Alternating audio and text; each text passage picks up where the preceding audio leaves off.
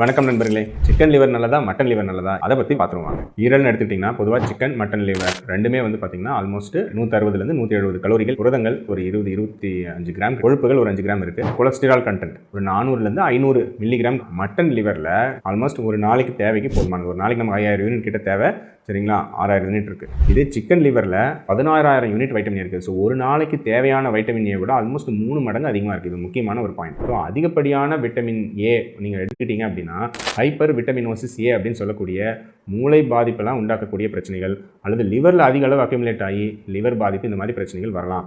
So அதனால் ஈரல் வந்து பார்த்திங்கன்னா எவ்வளவு எடுக்கலாம்? தாராளமாக வாரம் மற்ற மக்கள் 100லேருந்து அதிகபட்சம் 200 கிராம் வரைக்கும் சேஃபாக எடுக்கலாம். குழந்தைகள் வாரம் 50லேருந்து 100 கிராம் அவங்களோட சத்து குறைபாடு ஸ்டேட்டஸ் வச்சு எடுக்கலாம்.